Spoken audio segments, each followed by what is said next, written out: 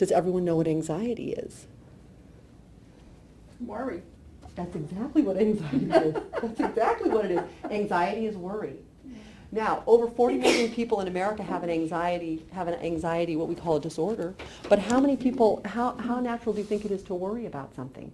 Even if you're not worried about your own situation, maybe you're worried about someone else. Maybe you're worried about your finances or the future of America or starvation in America. Or you could be really worried about different things, war. I mean, all kinds of things that go on in the media even. We could worry about things that might not even be specifically related to our personal life.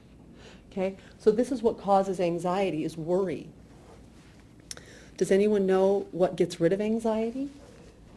And I'm bringing anxiety and depression into this because it's extremely related to addiction. It's one of the reasons we use alcohol, drugs, distracting is primarily the top two reasons are depression and anxiety. This is the chemical imbalance part I'm talking about. So the opposite of worry, right? In order for me to worry, my mind has to leave my body and think about something else besides just this moment. Like right now in this moment, if you're just thinking about sitting in your chair, listening to this lady up front, having a talk, you're not going to be in anxiety. But the amazing thing about our mind is it's like it's a whole universe. Right now, my mind could leave my body and I could say, hey, why don't you guys think about, being in a safari in Africa and there's a zebra running across, the plains in about quicker than I could finish my sentence, your mind could be in Africa, even though your body's sitting right here in Surprise, Arizona. So what I'm saying is our mind is a universe in there.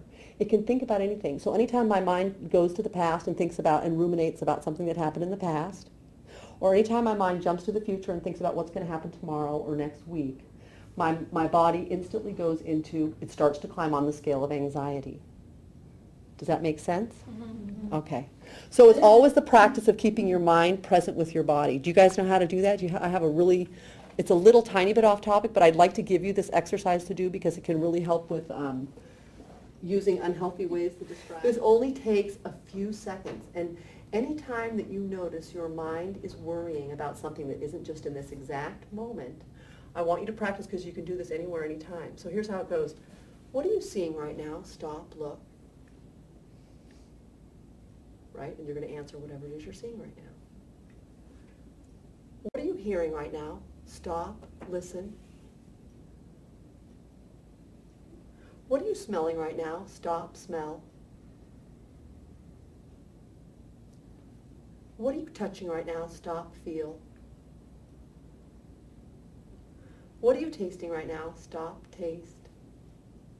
What it does is it uses your senses, and when you stop and listen, or you stop and taste, or you stop and look, it brings your mind back into your body, and then you say, all I have to do is be in this moment right here.